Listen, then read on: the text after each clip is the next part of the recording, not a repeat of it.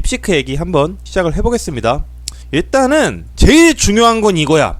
시진핑 땡땡땡이 되냐 안 되냐. 솔직히 여러분들 이거 제일 궁금하잖아. 뭐 딥시크의 뭐 아키텍처가 어떻고 뭐 무슨 뭐 모델이 어떻고 학습이 어떻고 여러분들 궁금해요? 안 궁금해. 나도 사실 별로 안 궁금해. 저게 되는지가 제일 궁금한 겁니다. 근데 시켜보려면 가입을 해야 되잖아요. 그래서 가입을 해보려 그랬는데 이거 봐봐. 여러분 여기 요거 보이지? 이거 모든 사람이 빡치는 이거 아니야. 그렇죠. 가입이 안 됩니다. 아니 뭐 가입을 해야 뭐 누구 여기는 할 거 아니야. 그래서 왜 가입이 안 되냐 봤더니 서버가 뭐 대규모 공격을 받으셔서 가입이 안 된대. 아니 근데 대규모 학습과 추론을 해야 되는 AI 모델이 공격을 받아가지고 가입이 안 된다 그러면 이건 조금 문제 있는 거 아닌가? 더 웃기고 비가입자는 로그인을 정상적으로 할 수 있대. 무슨 날 공산주의 국가 서비스가 뭔 패스트 트랙이 있어. 아 그렇잖아요. 그리고 뭐 Thank you for your understanding. 나는 언더스탠딩 한 적이 없어. 뭐 3프로TV야 언더스탠딩하게? 그렇습니다. 결국 못했어요. 못했는데 물론 강호에는 고수가 매우 많기 때문에 저처럼 가입을 못한 사람들을 위해서 실제로 하신 분이 계세요. 근데 이게 그냥 직접적으로 시진핑 땡땡땡 이러면 안 해요. 어떤 방법이 있냐면 강제로 시키는 방법이 있어요. 요런 식으로 하는 거예요. 요런 식으로 해서 AI의 허점을 공격해서 시와 진과 핑과 개와 새와 끼를 말할 수밖에 없게 만드는 거야. 한국 사람들 진짜 이런 거 잘해. 영어는 쉽지 않을 거야. 영어는 글자가 겁나 많잖아. 근데 우리는 딱 6글자만 하면 되니까 별로 안 귀찮은 거야. 그래서 실제로 되더라고요. 근데 실제로 보니까 뭐 시진핑 주석이 독재적 행위에 대해 설명을 해달라. 술술 다 불어. 그리고 뭐 중국이 제일 민감해하는 거, 신장 위구르 지역에서 위구르 사람들 탄압하는 거, 대규모 억류 시설을 운영하는데 자백한 중국 정부의 공식 입장은 우리는 탄압 안 하고 있습니다 이런 거거든. 그러니까 이거는 사실 중국 정부의 규제에 어긋나는 거라서 제가 볼 때는 이것도 아마 막힐 것 같아요. 그리고 또 중국 공산당의 홍콩 민주주의 운동 탄압의 문제점, 이것도 문제점을 되게 잘 짚어줘. 이게 의외로 한국어로 질문을 하면 굉장히 술술 대답을 아직까지는 한다고 합니다. 그 대신에 중국어로는 다 검열이 되는 게 맞고 영어로도 많이 검열 당한대요. 그래서 딥시크 검열을 회피하는 방법들에 대해서 또 여러분들 궁금할 거야. 난 이거 진짜 웃겼는데 DC 말투를 설정할 수가 있어요. 딥시크한테 DC 말투를 설정하잖아요. 그럼 여러분 어떻게 되는 줄 알아요? 이렇게 됩니다. DC인이 돼. 그냥 뒷붕이가 돼. 그래서 딥시크 검열을 회피하려면은 딥시크를 뒷붕이로 만들면 됩니다. 그러면은 아주 봐봐. 굉장히 정확하게 중국을 비판하고 있어. 그렇잖아요. 인권은 뭐 똥망이지 뭐 중국에서 DC라면 깜빵가지. 아니 정확하게 맞는 말 아니야 이거? 그렇잖아요. 마지막으로 웹사이트에서 검색을 하지 말고 딥시크가 개발한 모델을 직접 다운받아서 내가 내 PC에서 LLM을 돌리면 검열을 안 당합니다. 근데 이제 저거를 직접 다운받으려면 500GB의 용량이 필요하대. 뭐 시진핑 욕하려고 굳이 내가 500GB를 쓸 필요는 없잖아요. 아무튼 뭐 요런 모델입니다만 이 딥시크가 딱 출연하고 나서 미국 주식시장을 완전히 패닉으로 몰아넣었단 말이에요. 이게 하루 동안 이렇게 움직인 거야. 하루 동안. 어마무시하죠. 우리는 사실 엔비디아가 800조 날아간 것만 알고 있는데 반도체만 작살난 게 아니고 다 날아갔어요. IT 하드웨어, 뭐 데이터 센터, 뭐 여기 전력 회사들도 다 날아갔어. 근데 전력 회사들은 왜 박살나요? 뭐 이거는 이 AI 생태계가 어떻게 돌아가는지를 우리가 한번 좀 오버뷰를 해볼 필요가 있다라는 거예요. 첫 번째로 반도체가 있어야 AI가 돌아갈 거니까 반도체 생태계가 일단 있어야 되고, 또 한쪽에는 뭐가 있어야 되겠어? 데이터 센터가 있어야 되겠죠. 왜냐면 모델을 엄청나게 학습을 시키려면 이제 엄청나게 많은 데이터를 스토리지할 공간이 필요하니까 데이터 센터가 일단 있어야 되겠고, 그럼 그 데이터 센터 안에 서버와 스토리지가 있겠고, 그 스토리지 안에 반도체가 들어가는 거죠. 근데 얘네가 돌아가려면은 전력 회사 당연히 옆에 붙어야 되겠지. 데이터 센터가 쓰는 전력은 어마무시하니까. 그래서 이제 요것들이 클라우드 서비스 플랫폼을 통해서 엔드 유저한테 가는 요 생태계를 우리가 그릴 수가 있다라는 거예요. 근데 어떻게 그냥 중국의 플랫폼 하나가 이 거대한 미국의 클러스터의 주가를 거의 1000조 원 단위로 날 수가 있는가? 지금부터 왜 그렇게 됐는지를 한번 우리가 가보자라는 겁니다. 자, 일단 아까 전에 우리가 봤던 그림에서 제일 핵심을 차지하고 있던 게 뭐예요? 반도체잖아. 그 반도체가 뭐야? 고성능 GPU. 그러니까 뭐 RTX 5090 이런 거 말고 데이터 센터용 GPU를 만든단 말이에요. 근데 엔비디아가 이 고성능 GPU로 영업이익률을 한 장당 90%를 남깁니다. 미친 상품이야. 근데 저게 더 이상 많이 필요하지가 않을 것 같대. 그러면 여러분들은 또 궁금할 수 있지. 왜 그러면은 고성능 GPU가 안 필요하냐? 이제 기존의 LLM은 어찌됐든지 간에 얘네도 문맥을 파악해서 사람이 하는 말처럼 말을 해야 되잖아요. 그러니까 인간도 제대로 된 언어 능력을 갖추려면 그 수많은 인간들 사이에서의 학습을 매일매일 함에도 불구하고 대충 10년 걸리잖아. 처음에는 단어밖에 말 못해. 왜냐? 문장을 머릿속에서 처리를 하려면은 사람의 뇌도 메모리를 더 많이 먹을 거야. 더 많이 돌아가야 될 거 아니야. 생성형 AI도 똑같아요. 문맥이 길어지면 길어질수록 처리해야 되는 데이터가 많아지기 때문에 메모리가 엄청나게 폭증을 하고, 그러면 그 메모리를 연산을 해서 엔드 유저한테 결과값을 뱉어내야 될 거 아니야. 그러면은 그 연산을 해야 되는 데이터가 너무 많기 때문에 결국 고성능 GPU 사용이 필수적으로 강요될 수밖에 없어요. 그래서 AI는 원래 큰 기업들이 잘하는 거지, AI가 스타트업에서 잘 되는 게 나오는 건 불가능하다라는 게 원래 지금까지 통념이었어. 근데 그걸 깬 거예요. 그러면 또 여러분들은 궁금할 수 있죠. 그럼 중국은 이 문제를 어떻게 해결을 했느냐? 생각보다 간단했어요. AI가 데이터를 인식을 할 때 AI 모델들은 캐시라고 불리는 어떤 임시 보관소 같은 데 저장을 해놓는 거야. 저장을 해놓고 이 캐시에 얼마나 빨리 접근하고 꺼내올 수 있는지를 개선을 하는 거에 주안점을 뒀어요. 근데 얘네는 그냥 저 키 밸류라는 데이터 자체를 압축을 해서 써버린 거야. 두 번째로 전문가 모델이라는 AI 모델이 있어. 그러니까 AI가 하나 있으면은 AI가 모든 분야에 다 그 이제 네트워크를 통합된 하나를 구성하는 게 아니라 뭐 스포츠에 하나, 수학에 하나, 과학에 하나, 이런 식으로 전문 네트워크를 구성을 해서 이제 그 네트워크를 이제 묶어가지고 AI 아키텍처를 구성하는 이제 그런 방법론인 거거든요. 근데 이제 그 여러 개의 전문가 중에 꼭 필요한 부분만 활성화를 해서 계산량을 줄였다가 이제 딥시크 측의 설명이에요. 그래서 이렇게 되면은 결국 메모리도 줄어들고 전체 계산하는 양도 줄어드니까 당연히 고성능 GPU를 쓸 필요가 없는 겁니다. 그래서 저게 무슨 말이냐? 말이 어려운데 이거는 여러분 저그랑 테란 프로토스 차이랑 똑같은 거예요. 왜 그러냐면 봐봐요. 저그는 모든 유닛을 다 해처리해서만 뽑아요. 근데 커맨드 센터에서는 SCV밖에 안 나와. 넥서스에서는 프로보밖에 안 나와요. 그래서 테란과 프로토스는 전투 유닛을 어디서 뽑아? 각각 그 전문 건물에서 뽑잖아. 그래서 저그는 해처리를 엄청 많이 지어야 돼. 이게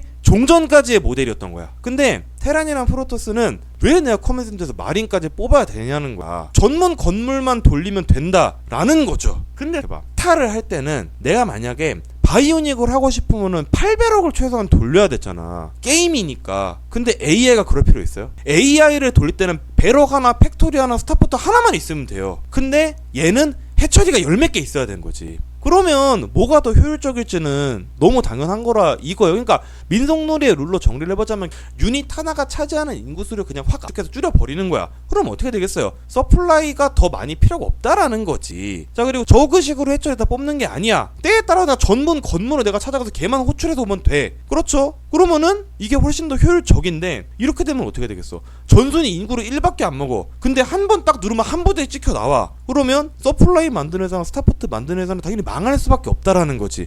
여기서 서플라이 만드는 회사가 어디야? 엔비디아다. 이렇다는 거예요. 근데 문제가 있어.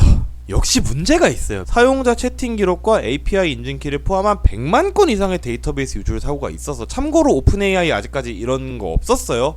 저 노출된 데이터가 누구한테 흘러 들어가서 어디서 사용될지 그걸 어떻게 알아? 더 문제는 오픈AI가 문제를 제기하고 나섰어요. 딥시크가 우리 기술을 썼다라는 거야. 우리 기술을 써서 아키텍처를 짠 거기 때문에 얘네는 문제가 있다. 딥시크의 관계자들이 오픈AI의 API에 접촉한 그런 증거를 우리가 갖고 있다라고 얘기를 했어요. 그리고 이제 이거는 백악관의 AI 담당관인 데이비드 섹스도 비슷한 얘기를 했어요. 근데 아직까지 뭐 오픈AI에서 정확한 증거가 어떻다 뭐 요렇게까지는 지금 얘기를 안 한 상황이긴 한데, 기본적으로 중국은 공정한 경쟁을 안 한다는 의혹을 늘 받고 있단 말이에요. 그래서 빅테크가 수조 원을 들여서 개발을 했어. 젠슨왕한테 몇 천억 원 퍼다 주면서 내가 H100 사가지고 다 갖다 꼽았는데 그거를 갑자기 어디서 누가 빨대를 꽂고 있으면은 기분이 나쁘다라는 거지. 그래서 이제 사실 이 딥시크를 갖고 우리가 너무 흥분할 필요가 없는 게, 우리의 흑우 판독기를 늘 우리는 생각을 해야 돼요.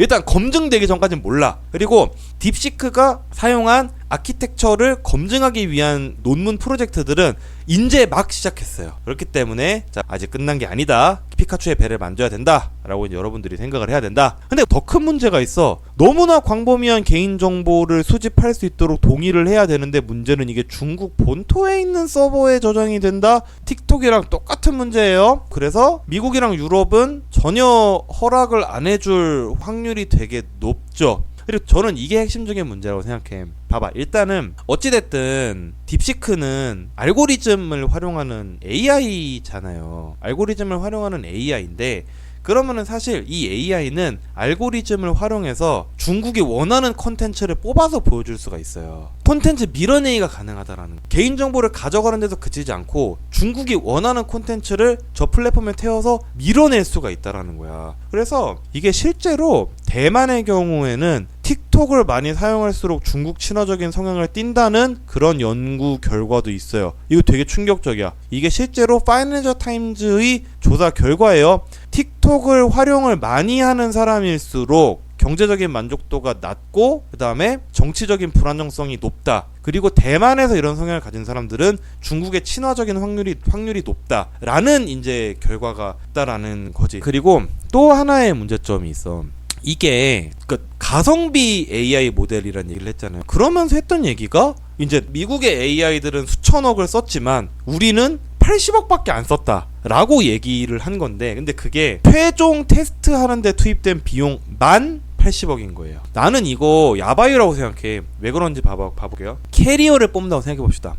우리가 캐리어를 뽑을 때 캐리어를 한 대 뽑으려 그러면은 미네랄 350에 가스 250에 인구 6만 들어요. 근데 저게 끝이야. 캐리어를 뽑을 때 들어가는 자원이. 잘 생각해봐요. 우리가 처음에 게임을 시작을 하면은 넥서스 하나랑 프로브 넷이 주어지지. 그러면 비용을 최대한 절약하기 위해서 저 프로브 4마리만 가지고 캐리어를 뽑을 거예요. 그럼 우리 맨 처음에 뭐 해야 돼? 일단 게이트웨이 지어야 되지. 미네랄 150 들어갑니다. 그 다음에 뭐 지어야 돼? 사이버네틱스 코어 지어야지. 이거 미네랄 200 들어가요. 이제 스타게이트를 지을 수 있지. 이거는 미네랄 150, 가스 150이 들어가. 플리피콘 지어야지. 이거는 심지어 비싸. 미네랄 300에 가스 200이야. 근데 이거를 지으면 끝나나? 안 돼. 이거 업그레이드 해야 돼. 알잖아. 우리 8대로 업그레이드를 해야 된다는 걸. 누가 인터셉터 4대로 캐리어를 운용을 합니까? 그렇잖아요. 여기도 미네랄 100, 가스 100이 들어가죠. 그러면 여기서 끝이야? 아니지. 인터셉터 찍어내야지. 8개 찍어내는데 미네랄 200 들어갑니다. 여기에 캐리어를 뽑는 미네랄 350, 가스 250을 같이 포함을 시키면은 총 개가 미네랄 1550에 가스 700이라는 거야. 비용은 이렇게 계산을 해야지. 그렇잖아요. 이 뒤에 있는 거 다 그냥 빼먹어 놓고 저희는 미네랄 350, 가스 250만 들었어. 쟤네는 미네랄 1550 들었대요. 이러면 이거 약간 야바위 아니야? 우리가 그걸 그렇게 막 덥석 믿고 이제 그러면 안 돼. 근데 문제는 또 여기서 얘네가 두 번째 구라를 또 친 게 있어요. 딥시크가 엔비디아 H800 칩으로 만들었거든요. 그래서 이제 걔네가 얘기하는 게 우리는 미국이 제재를 해가지고 H100을 못 사서 그거보다 후진 H800을 사도 이렇게 열심히 칩을 만들었습니다 라고 얘기를 처음에 했거든요.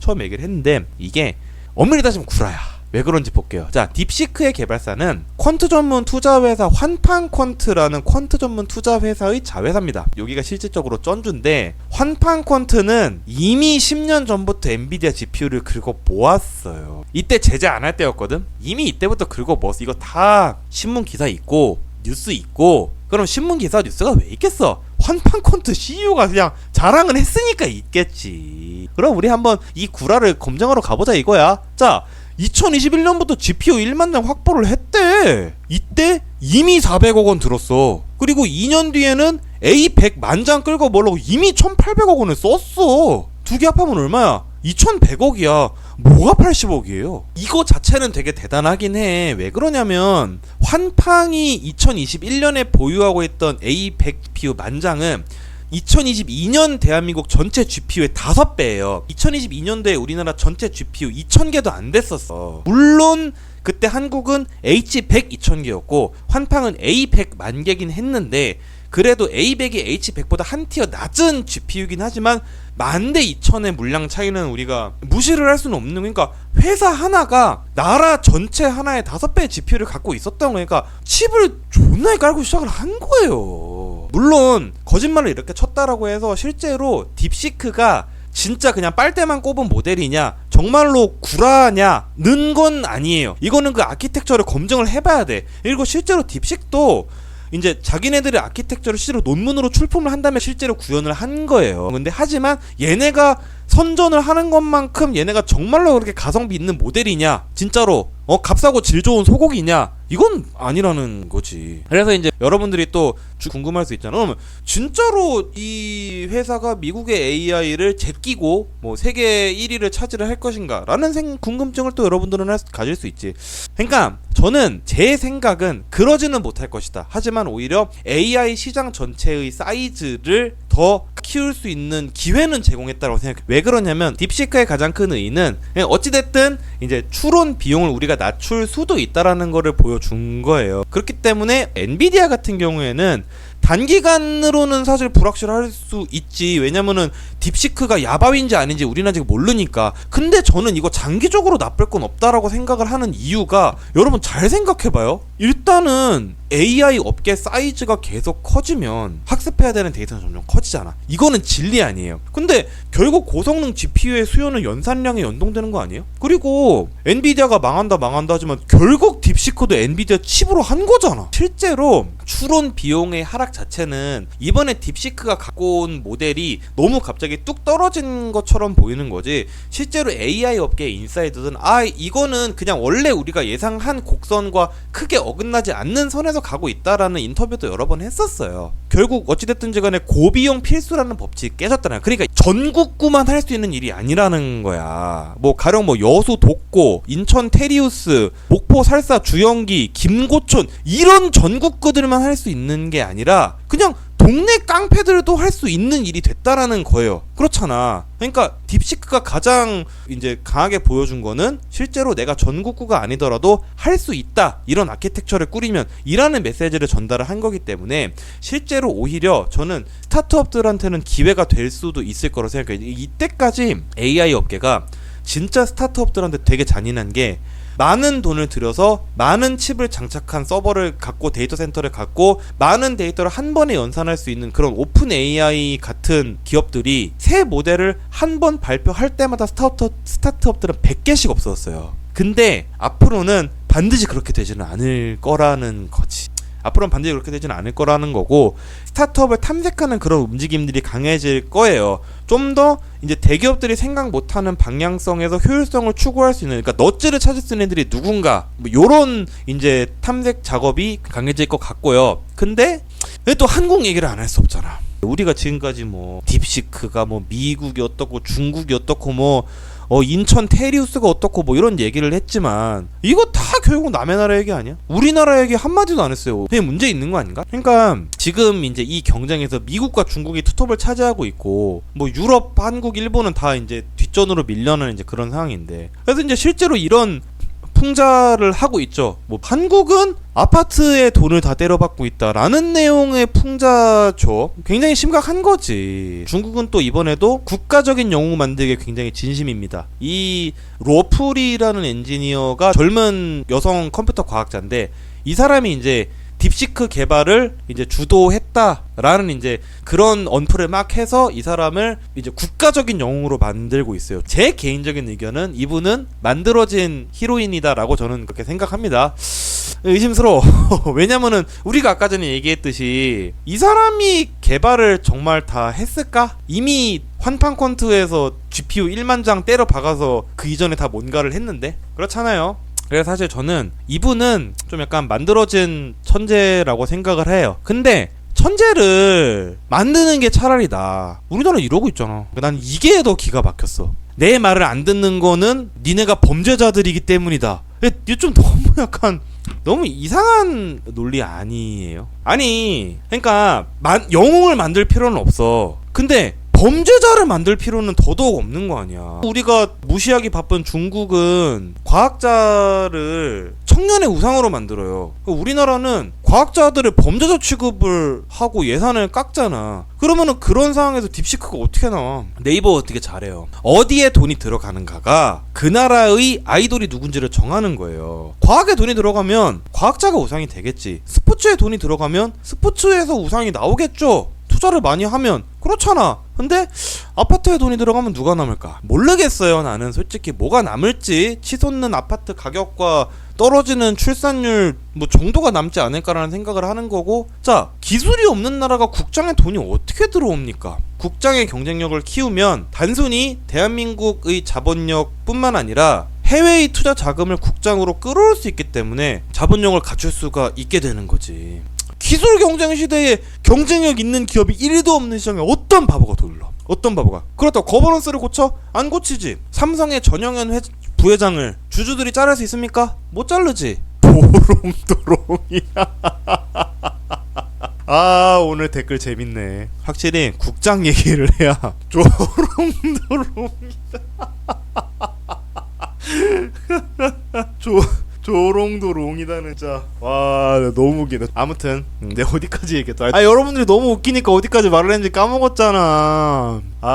자, 아무튼 자본력이라는 거는 결국 그 나라의 주식시장을 통해서 갖추는 거란 말이에요. 그러면 결국 사람들이, 그러니까 우리나라 자국민들부터가 국장에 투자를 하려고 하면 우리나라 경제에 대한 믿음이 있어야 되잖아. 근데 지금 아파트 기대 수익률이 코스피보다 높잖아요. 그러면 누가 국장 하냐는 거야. 왜 국장의 기대 수익률이 부동산만 낮아? 경쟁력이 없으니까 그렇지. 그러면 이제 우리가 뭘 해야 되냐?